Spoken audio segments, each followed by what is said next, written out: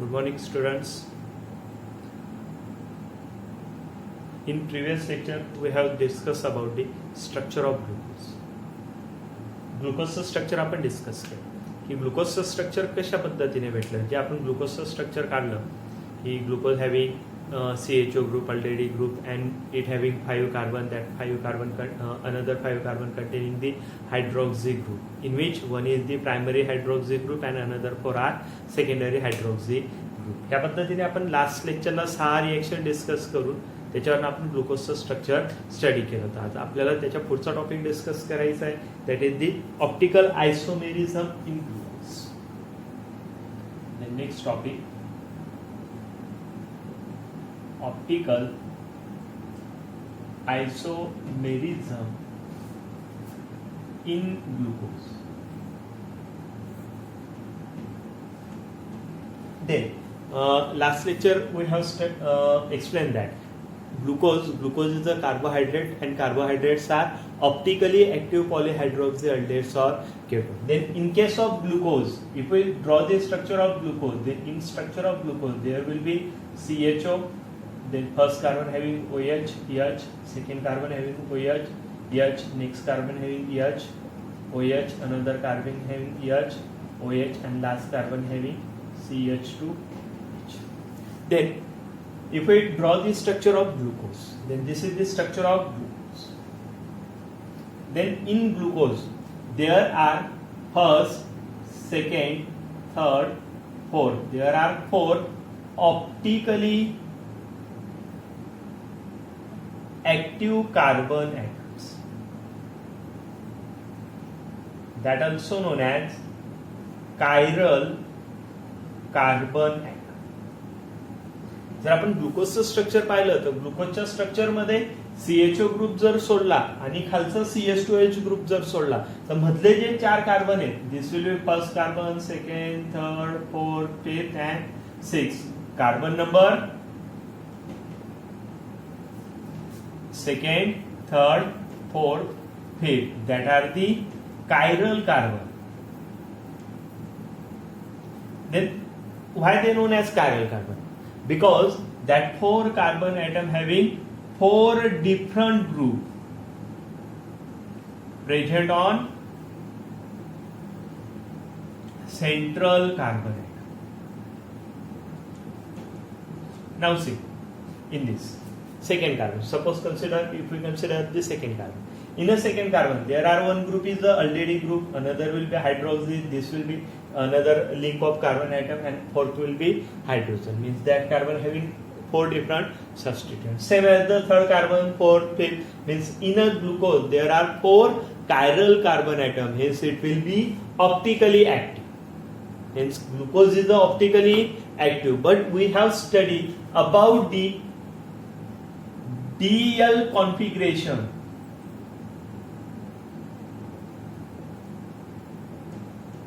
of glucose. पण आपल्याला याच्यामध्ये काय स्टडी करायचं आहे, ग्लुकोजचं DL कॉन्फिगरेशन स्टडी करायचं की ग्लुकोज जो आहे तो आपल्याला कुठलं कॉन्फिगरेशन दाखवेल आणि कशा पद्धतीने कॉन्फिगरेशन दाखवेल. तर आपल्याला कॉन्फिगरेशन स्टडी करायचं आहे DL configuration, dextro and laevo configuration. यालाच आपण दुसऱ्या फॉर्म मध्ये काय म्हणत असतो, this will be the dextro and laevo configuration. Generally nowadays dextro and levo configuration will not be work. This configuration is basically work for carbohydrates. Remember this thing. This configuration mainly work for carbohydrates and amino acids only. हे जे configuration आहे dextro आणि लिव्हो configuration, हे dextro आणि लिव्हो configuration फक्त कुणासाठी use केलं जातं, for carbohydrates and amino acid. Recently this configuration will not be use because it having lot of drawbacks. या कॉन्फिगरेशन मध्ये बरेचसे ड्रॉबॅक्स आहेत, म्हणून नाव days we can prefer the RS configuration rather than the DL configuration. Then what is the DL configuration? Then in a DL configuration we can take one reference reference compound. that known as glyceraldehyde, that known as glyceraldehyde.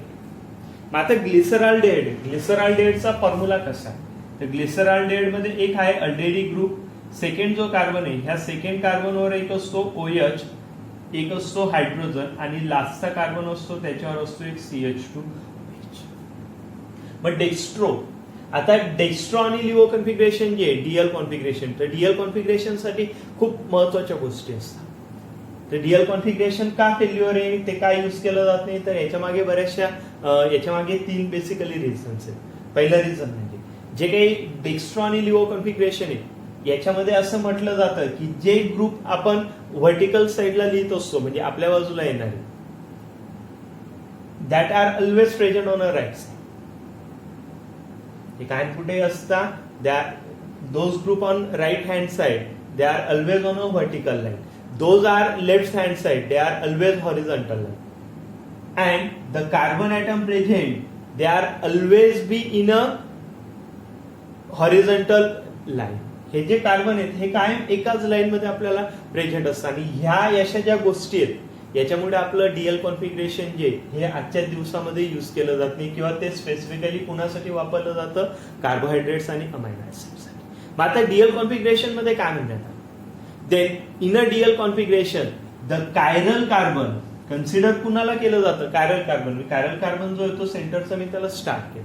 आता याला chiral carbon का म्हटलं, कारण की त्याच्या एका बाजूला अल्डेडी group आहे, एका बाजूला OH ग्रुप आहे, एका बाजूला CH2OH ग्रुप आहे आणि एका बाजूला हायड्रोजन आहे. म्हणजे चारही जे ग्रुप्स आहेत ते चारही ग्रुप कसे आहेत, डिफरंट आहेत. म्हणून हा जो कार्बन आहे हा कार्बन कसा झाला, it will non as chiral carbon. हा कसा झाला, कायरल कार्बन. जर हा कायरल कार्बन असेल आणि याच्यावरचा जो कुठला OH ग्रुप आहे हा जर राईट हँड साइडला प्रेझेंट असेल, bulky group will be present on a right hand side, that known as dextro. That time this is known as D glyceraldehyde. हा जो कंपाऊंड आहे ह्या कंपाऊंडला म्हटलं जाईल डी ग्लिसरॉल्डेहाइड. मी जर याच्यासारखा दुसरा कंपाऊंड तयार केला CHO आणि मी फक्त H आणि OH च्या पोझिशन चेंज करून दिल्या, this will be CH2OH. Then OH group is on a left hand side, here OH group is on a right hand side. If it is a right hand side, that known as dextro. If it is on left hand side, that known as LiO. Then this is known as LiO glyceraldehyde.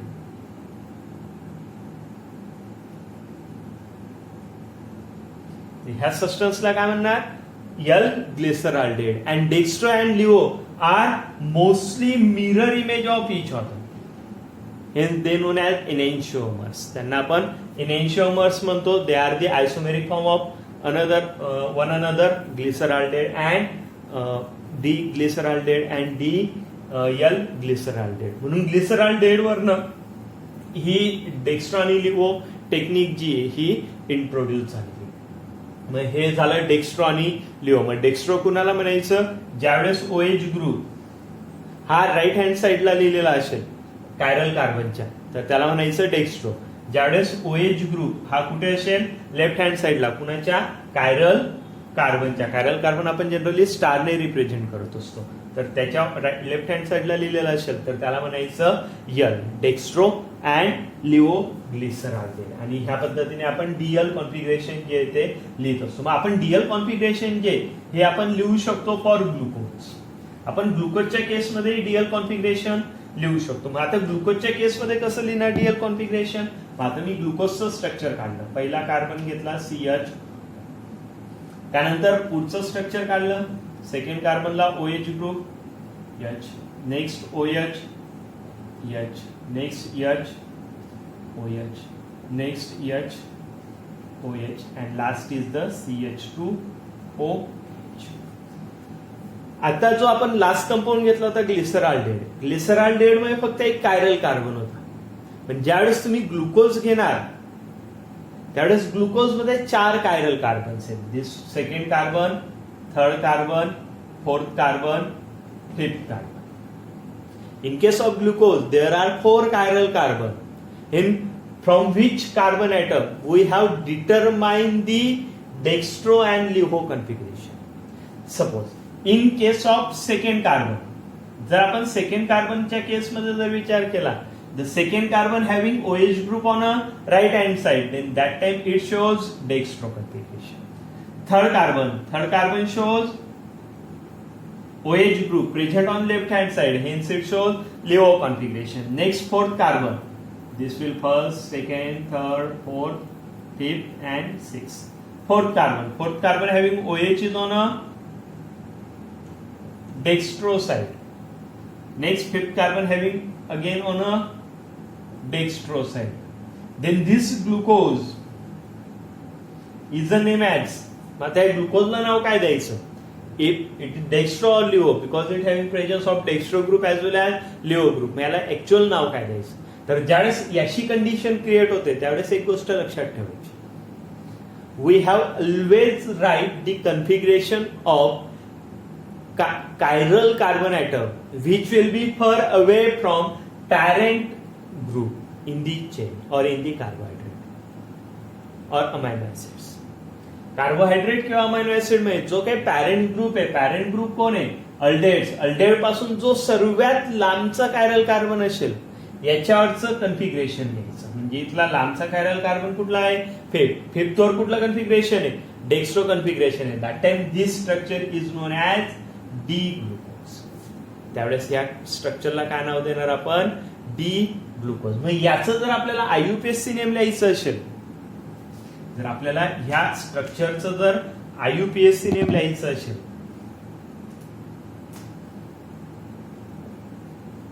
तर याचा IUPAC name कसं आहे? तर याचा IUPAC name is second carbon having dextro, म्हणून याला म्हणणार आपण 2D. Third having LIFO, fourth having dextro and fifth having dextro. हा एक फॉर्म झाला आययुपीएससी नॉमेनक्लेचर लिहायचा आणि त्याला म्हणणार लास्टला ग्लुकोज. पण जर ऍक्च्युअल मध्ये ग्लुकोज ह्या स्ट्रक्चरचं जर आययुपीएससी नेम लिहायचं म्हटलं तर ते कसं लिहिणार? पॅरेंट ग्रुप, पॅरेंट कंपाऊंड 6 मधला पहिला जो आहे तो अल्डेट्स म्हणजे तो झाला हेक्झॅनल, आणि सेकंड कार्बनला हायड्रॉक्सी आहे, थर्ड कार्बनला हायड्रॉक्सी आहे, फोर्थला हायड्रॉक्सी आहे, फिफ्थला हायड्रॉक्सी आहे, ठीक आहे, आणि सिक्सला हायड्रॉक्सी आहे. म्हणून याचं नाव काय येईल? 2, 3, 4, 5, 6. किती हायड्रॉक्सी ग्रुप आहेत? 5 हायड्रॉक्सी ग्रुप. म्हणून याला म्हणणार आपण पेंटा हायड्रॉक्सी. आणि पॅरेंट ग्रुप कोण आहे? अल्डेट्स. किती कार्बन आहेत टोटल चेन मध्ये? 6. and it known as hexanal. Then this is the IUPAC name of structure of glucose, that is 2, 3, 4, 5, 6 penta hydroxy hexanal. पण त्याचं जर आपण ओल्ड नेम जर पाहिलं, old name will be glucose. म्हणून तेच नाव जे हेच ट्रायवल नेम म्हणून सुद्धा आपण म्हणतो त्याला, आपण याला ट्रायवल नेम सुद्धा म्हणत असतो. आणि ट्रायवल नेम जे आहे काय आहे? Glucose. And that will accepted by IUPAC system. म्हणून ह्या कंपाऊंडला सुद्धा काय म्हणत असतो आपण? ग्लुकोज म्हणत असतो. पण ग्लुकोजचा आययुपॅक नेम सुद्धा आपल्या लक्षात राहायला पाहिजे, that is 2, 3, 4, 5, 6 penta hydroxy hexanal. This is the IUPAC name of glucose. Okay. Then if we draw the D glucose, तर आपण याच्यासारखाच काय ड्रॉ करू शकतो? एल ग्लुकोज कॅल्क्युलेट करू शकतो किंवा एल ग्लुकोज ड्रॉ करू शकतो. मग आता एल ग्लुकोज मध्ये काय असेल? Again this carbon will be और mirror image of this compound. याचं आपण ऑलरेडी म्हटलं they are optical isomers. Dextro and LIFO former are optically isomer. म्हणून याचा जर मला ड्रॉ करायचा असेल तर कसा येईल तो? CHO. हा OH ग्रुप राईटला आहे, इकडे कुठे येईल तो? लेफ्ट हँड साईडला येईल. हा लेफ्टला आहे, हा कुठे जाईल? राईट हँड साईडला जाईल. पुढचा लेफ्ट हँड साईडला जाईल, पुढचा परत लेफ्ट हँड साईडला जाईल, आणि लास्टला CH2OH. आता फिफ्थ कार्बनचा OH ग्रुप कुठे आला? लेफ्ट हँड साईडला आला. Hence it known as L glucose. याला काय म्हणतो असतो आपण यल ग्लुकोज. ठीक आहे. आता यल ग्लुकोज आणि D glucose that are the optical isomer of each other. हे जे दोघं हे काय आहेत एकमेकांचे ऑप्टिकल आयसोमर्स. हे दोघं काय आहेत एकमेकांचे ऑप्टिकल आयसोमर.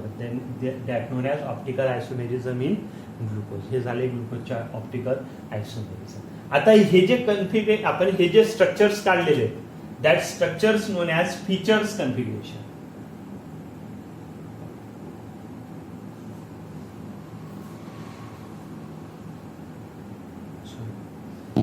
फीचर्स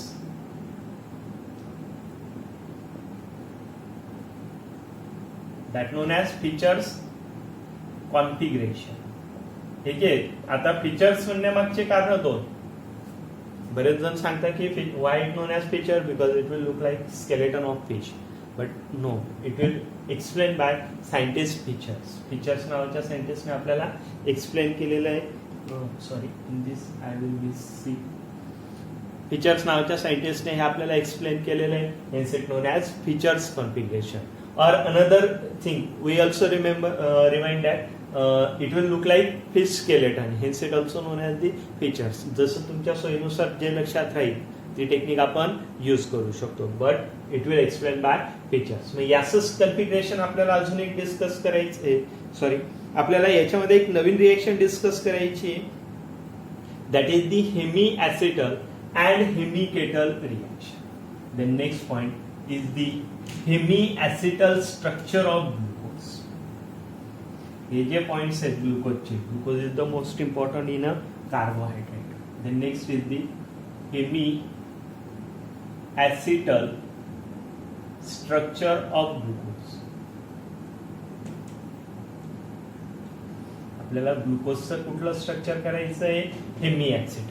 मग याच्यासाठी हेमिॲसिटल समजण्यासाठी आपल्याला थोडं प्रिव्हियस रिव्हिजन करावं लागेल in aldehydes and ketone chapter. Aldehydes and ketone chapter मध्ये आपण एक रिएक्शन डिस्कस केलेली आहे, हेमिॲसिटल अँड हेमिकेटल. तुमच्या लक्षातच असेल because it is important reaction in aldehydes and ketone chapter. Then, what is the hemiacetal and hemiketal reaction? Then, whenever carbonyl carbon react with the alcohol, ज्यावेळेस कुठलाही कार्बोनिल कार्बन अल्कोहोलशी रिॲक्ट करेल त्यावेळेस काय होईल? Alcohol OH oxygen, oxygen having lone pair of electron, hence it will attack on a carbon atom and charge shifted on a oxygen and will use O minus C. कार्बनवर कोण आलं? OH group या पद्धतीने. ठीक आहे. आणि उरलेल्या त्याच्या दोन ब्रांच या पद्धतीने प्रेझेंट आल्या. हा इथला जो R प्लस आहे, whenever this R plus attack by carbon, it will form alkoxy group, COH. Then whenever there are presence of alkoxy group and hydroxy group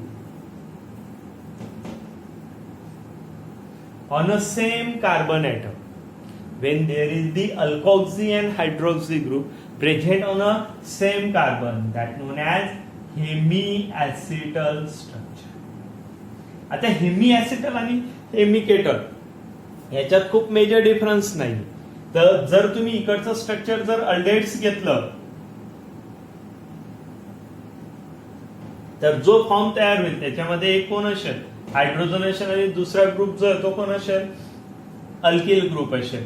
याचं जे स्ट्रक्चर तयार होईल ते काय असेल? हेमिॲसिटलचं. हेमिकेटल मध्ये फक्त एक छोटासा डिफरन्स होईल. ह्या हायड्रोजनच्या ऐवजी कोण येईल इथं? अल्किल सबस्टिट्यूएंट येईल. कारण की केटोन्स मध्ये काय असतं structure? RC double bond O R dash या पद्धतीचं स्ट्रक्चर आहे. त्याच्यावर रिॲक्शन झाली R डबल डॅश OH ची. बरोबर आहे. ऑक्सिजनने पुन्हा अटॅक केला, डबल बॉन्ड कार्बनवर अटॅक केला, डबल बॉन्ड शिफ्ट झाला, या डबल बॉन्डने पुन्हा ट्रॅक केलं OR डॅशला. त्यापासून आपल्याला स्ट्रक्चर भेटला RCO R double dash OH आणि R dash. This known as hemiketal. Hemiacetal आणि hemiketal reaction is the main base. आता बाय ह्या रिॲक्शन मध्ये काय झालं? तर ह्या रिएक्शन मध्ये हा झाला OR. OR म्हणजे काय? COR, दॅट इज दी इथर लिंकेज. इथं कुठली लिंकेज तयार झाली? इथरची लिंकेज तयार झाली. आणि इकडे कोण आहे? Hydroxy group. हायड्रॉक्सी ग्रुप आधी नव्हता. हायड्रॉक्सी ग्रुप कार्बनवर डेव्हलप झाला, म्हणून ह्या OH ग्रुपला म्हणत असतो आपण दिस is the hemiacetal OH. त्याला आता रिसेंट नाव म्हटलं जातं अॅनोमेरिक OH. तो अॅनोमेरिक OH काय ते पण सांगतो. ठीक आहे. That also known as hemiacetal OH और that also known as anomeric OH group. ठीक आहे. हेमी ऍसिटलची रिएक्शन समजली. आता ग्लुकोज मध्ये काय? Then in structure of glucose there is presence of carbonyl group.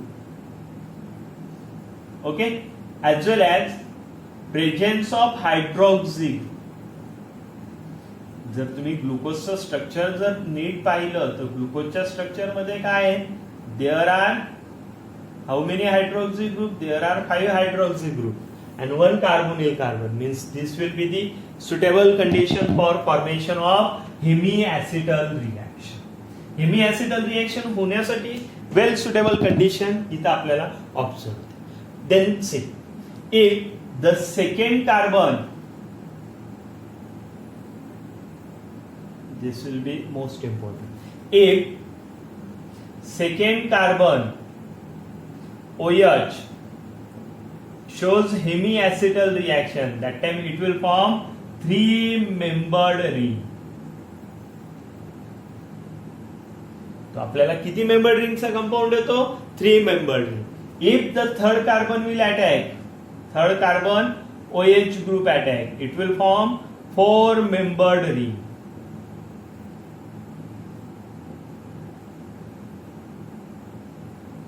If fourth carbon will attack, fourth carbon OH will attack, it will form 5-membered ring.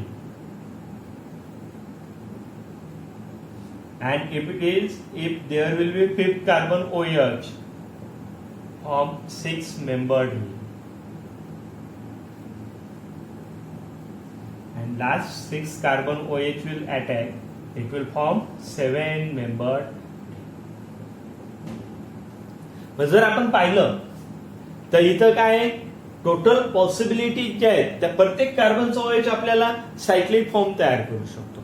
आपल्याला हेमिऍसिटल reaction देऊ शकतो, cyclic form तयार करू शकतो. ग्लुकोजचा आपल्याला वेगवेगळे 3-membered, 4-membered, 5-membered, 6-membered, 7-membered, in which the 2-membered, 3-membered and 5-membered rings are very less stable. They having very less stability. यांची stability जी आहे ही नथिंग असते in nature. The 6 carbon means 7-membered ring is also less stable than the 6-membered ring. Means in this having more stability. ही जी ring आहे ह्या ring कडे stability कशी आहे? जास्त. आता स्टॅबिलिटी काय जास्त आहे? Because this chiral carbon will be far away from the carbonyl group. Carbonyl group जो आहे पॅरेंट फंक्शनल ग्रुप, ह्या पॅरेंट फंक्शनल ग्रुप पासून हा 5th कार्बन जो आहे हा काय आहे? फर अवे, खूप लांब आहे. आणि सर्वात लांबचा जो आहे तो कायरल कार्बन तो आहे. त्यामुळे त्याच्यावरचा आपण डेस्ट्रो कन्फिगरेशन घेतो. त्याच पद्धतीने त्याच्यावरचा OH जो आहे तो कुणावर अटॅक करतो? कार्बोनिल ग्रुपवर अटॅक करतो आणि it will form 6-membered ring. आता 6-membered रिंग कशी तयार याबद्दल आपण डिस्कस करू. ठीक आहे. मग याच्यासाठी काय करतो मी? हा जो 5th कार्बनचा OH आहे याला थोडं पतंगासारखा वरच्या बाजूला लिहून देतो. याने कुठला फरक पडणार नाही. त्याच्यावर पामा आता परत आपली हेमिऍसिटलची कंडिशन जनरेट झाली. हेमिऍसिटल मध्ये काय होतं? हेमिऍसिटलचं स्ट्रक्चर आता डिस्कस केलं. कार्बोनिल कार्बन आणि OH ग्रुप. या OH वरच्या ऑक्सिजनने कुणावर अटॅक केला? कार्बोनिल कार्बनवर अटॅक केला. डबल बॉन्ड कुणाकडे शिफ्ट झाला? ऑक्सिजनकडे. मी हायड्रोजनला थोडा स्प्लिट करून लिहून घेतो. म्हणून ह्या ऑक्सिजनने कुणाला ट्रॅप केलं? या हायड्रोजनला ट्रॅप केलं. आणि ह्या पद्धतीने एंटायर सर्व मेकॅनिझम कंडक्ट झाला. त्यापासून आपल्याला प्रोडक्ट कसा तयार पहा. हा जो C आहे ह्या कार्बनवर एक हा कार्बन जो आहे हा कुठला हायब्रिडायझेशन कार्बन आहे? It is sp2 hybridisation. हा प्लेनर आहे. त्यामुळे याच्यावर हा जो ऑक्सिजन आहे हा दोघं साइडने अटॅक करू शकतो, फ्रंट साइड ऍज वेल ऍज बॅक साइड. जर त्याने फ्रंट साइडने अटॅक केला तर हा जो ऑक्सिजन आहे याने जर फ्रंट साइडने अटॅक केला ह्या पद्धतीने, ठीक आहे, ऑक्सिजनने फ्रंट साइडने अटॅक केला, तर हा जो ऑक्सिजन आहे कार्बोनिलचा, that carbonyl oxygen will form new group that known as OH. त्या ग्रुपला काय म्हणतो आपण? Hydroxy group. पण हायड्रॉक्सी ग्रुप ऑलरेडी आधी नव्हता. इकडच्या बाजूला लिहिला मी एक दुसरा हायड्रॉक्सी, ठीक आहे, आणि बाकीचं स्ट्रक्चरवर कुठलाच परिणाम झालेला नाही. Second OH, H, HO, H, H, OH, H, हा इथला जो होता हा ऑक्सिजन इकडे गेला आणि लास्टचा CH2O. आता हा जो होता हा C+O प्लेनर होता आणि प्लेनर असल्यामुळे त्याच्या दोघं साइडने अटॅक झाला. If the attack from front side, that time OH group that also known as hemiacetal OH.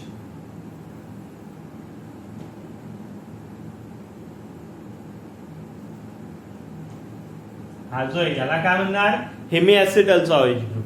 हेमिॲसिटल group OH group if present on a right hand side, that time it known as D glucose, ठीक है, sorry, that known as alpha D plus glucose. आता alpha म्हणजे काय? If hemiacetal OH group present on a right hand side, तो जर right hand साइडला present असेल तर त्याला म्हणायचं अल्फा. देन प्लस काय? तर हे प्लस त्याचं फक्त डी ग्लुकोज जो आहे, डी ग्लुकोज वरचा चार्ज आहे आणि तो आपण पोलॅरिमीटर नावाच्या इन्स्ट्रुमेंटने डिफाईन करतो. तर आपण तो फक्त एक्सपेरिमेंटली डिफाईन करण्याची टर्म येते, त्यामुळे डी ग्लुकोज जो असतो हा जनरली पॉझिटिव्ह पोलॅरिमीटरने पॉझिटिव्ह साईन रिप्रेझेंट करत असतो, म्हणून त्याला आपण म्हणत असतो डी प्लस ग्लुकोज. ठीक आहे. अल्फा का म्हटलं? OH ग्रुप हा राईट हँड साइडला गेला. मे बी OH ग्रुप जो आहे हा लेफ्ट हँड साइडला पण जाऊ शकतो.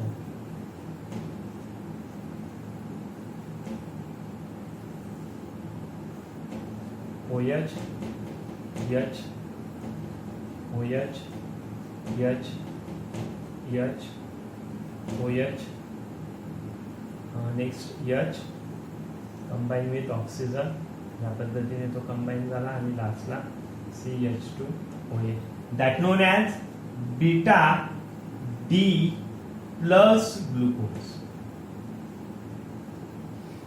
Alpha D plus glucose, beta D plus glucose. मग आता बीटा डी प्लस ग्लुकोज वर सुद्धा काय झाला? हेमिॲसिटल OH ग्रुप तयार झाला, बरोबर आहे. पण तो कुठल्या बाजूला आहे? तर तो आहे लेफ्ट हँड साइडला आहे आणि if it is present on left hand side that known as beta D glucose. Then alpha D glucose and beta D glucose are optically isomer or not? They are not optical isomers. हे optical आयसोमर्स नाही, हे एनॅन्शिओमर्स नाही.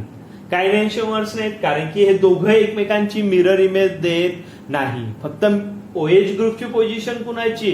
फक्त first कार्बनची बदललेली, बाकीचं structure जे हे similar आहे, याच्यामध्ये बदल झालेला नाही, म्हणून याला आपण ऑप्टिकली आयसोमर्स म्हणणार नाही. मग असे जे कंपाऊंड्स असतात त्यांना काय म्हटलं जातं?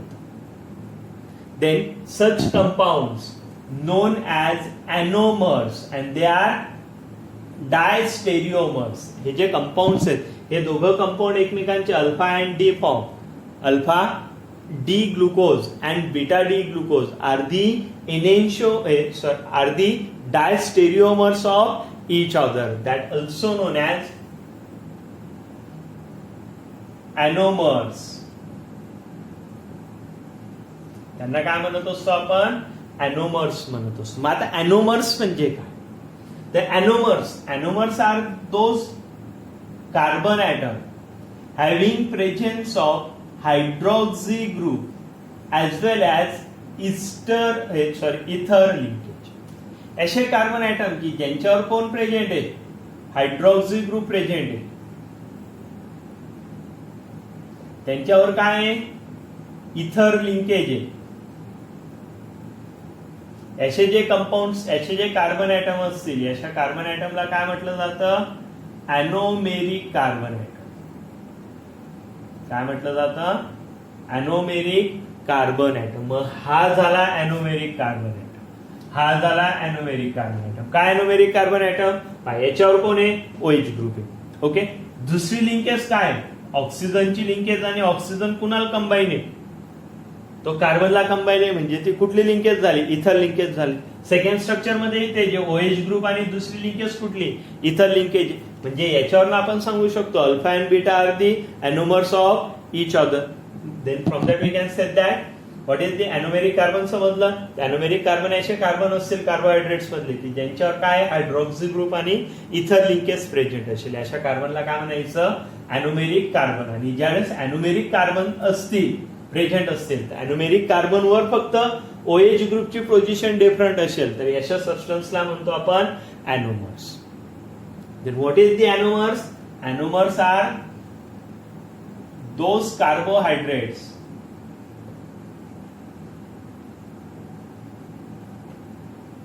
having difference in groups, in position of groups,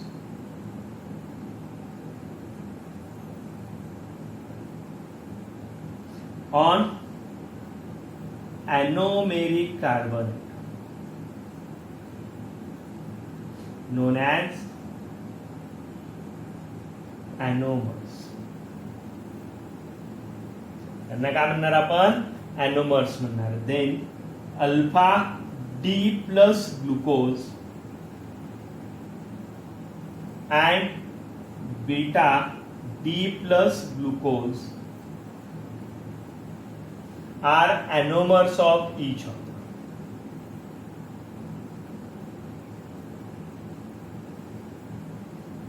Alpha D glucose and beta D glucose are anomers of each other. म्हणजे ज्यावेळेस अॅनोमर्स येतील त्यावेळेस अॅनोमर्स सोबत अजून एक टर्म येत असते, ती आपल्या सिलेबसला नाही पण ती आपल्या CET JEE साठी इम्पॉर्टंट आहे. That known as epimers. Then next anomers काय ते समजले, तर मग आपण पुढचा डिस्कस करूया. That is the इपिमर्स.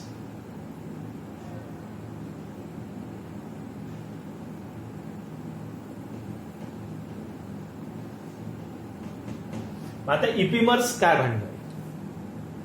तर epimers are those carbohydrate having different position of group except the epimeric carbon atom. म्हणजे ऍपिमेरिक कार्बन ऍटम सोडून इतर कुठल्या ना कुठल्या ग्रुपवर जी काय पोझिशन आहे हे काय असेल? डिफरंट असेल. अशा कंपाऊंड्सला काय म्हणत असतो आपण? Epimers. Epimers are those carbohydrates having differ in groups, differ in position of groups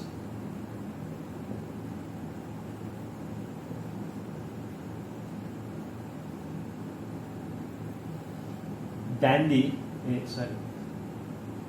except anomeric carbon.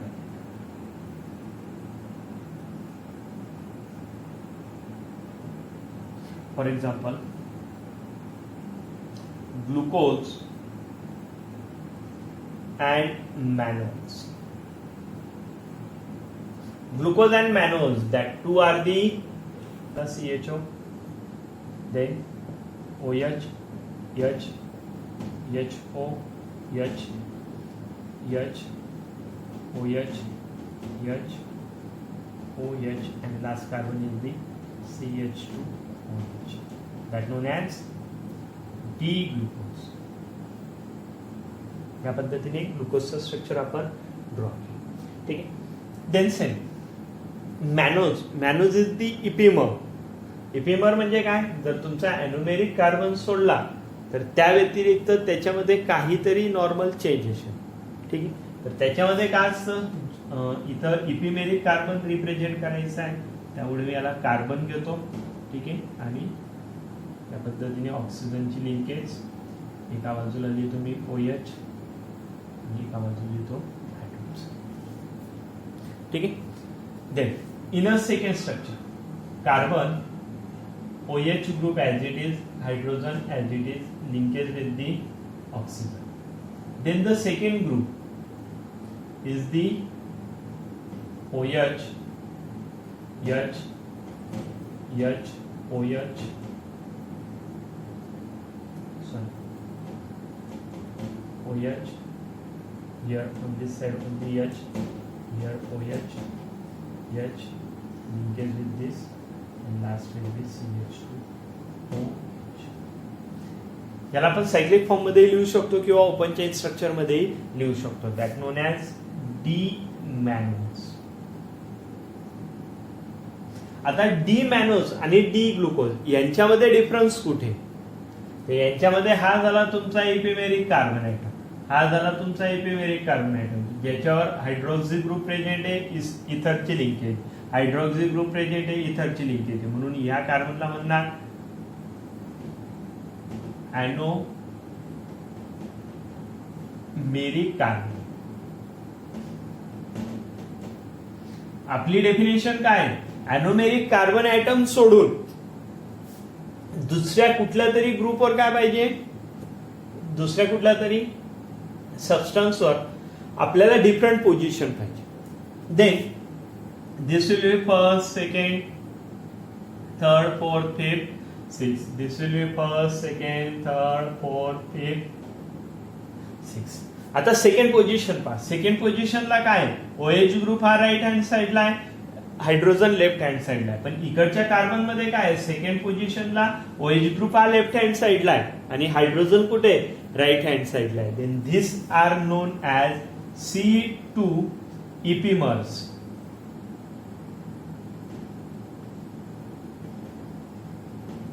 याचे जे कंपाऊंड्स असतात अशा कंपाऊंड्सला काय म्हणणार मग? Glucose and mannose are C2 type of epimer. ज्यावेळेस इपिमर्स आपण रिप्रेझेंट करत असतो त्यावेळेस आपण इपिमेरिक कार्बन आयटम सुद्धा रिप्रेझेंट करत असतो, म्हणून यांना काय म्हणणार मग?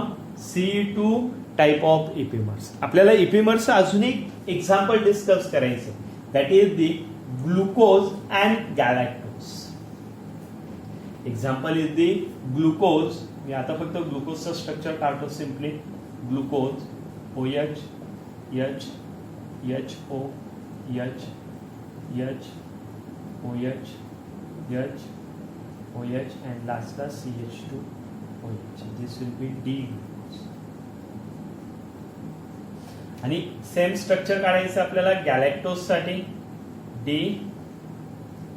गॅलॅक्टोज नाव बरचसं सिमिलर आहे, पण स्ट्रक्चर जे ते सुद्धा बऱ्यापैकी सिमिलर आहे. This will be OH, H, HO, H, next H, OH, next OH, H and last is the CH2OH.